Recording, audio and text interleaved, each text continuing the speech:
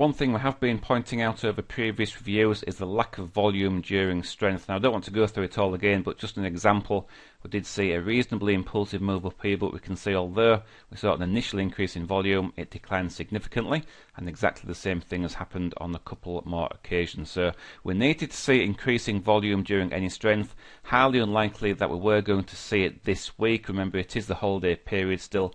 Volume still lacking, and that will be the case until next week, when hopefully we'll start to get some price action that we're looking for to the upside. So right here and now, we'll just have to wait and see what happens on the US markets overnight.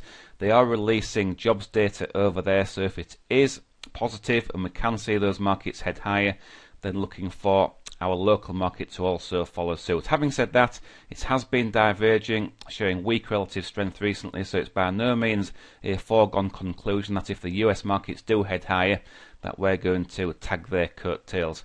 So all eyes at the moment on this prior pivot high, that sits at 4202.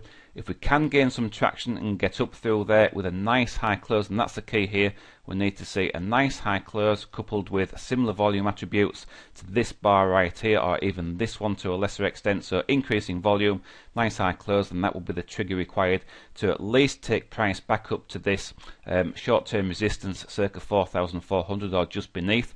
And the ideal situation, of course, is to break straight up through there with a degree of attitude.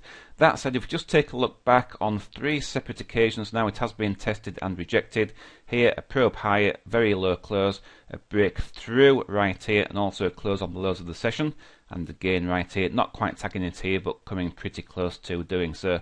So it isn't going to be easy to get up through this 4,400 region. That said, from an Elliott wave point of view, we are looking for that technical level to be broken, and for price to head up to our medium-term target, which is this wave equality projection at circa 4,600.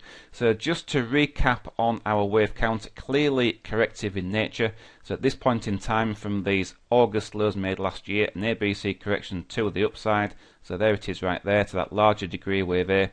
Exactly the same coming back down again, so an A, up to the wave B, down to the wave C, tagging our time cycle down here. So the ideal scenario is that we head higher in an impulsive move. Remember, wave C should be impulsive in nature, but the way the patterns are progressing, it would come as no great surprise if that actually wasn't the way forward. So at this point in time, wave 1 or A, likely to be a wave A, unfortunately, down to the wave 2 or B. Either way from here, we should be seeing a decent move higher. So like I say, if we can gain some traction over the coming days, get up through this prior pivot high, then we should be on our way to that wave equality projection, albeit likely stalling, at least at the first attempt, around this resistance level just beneath 4,400.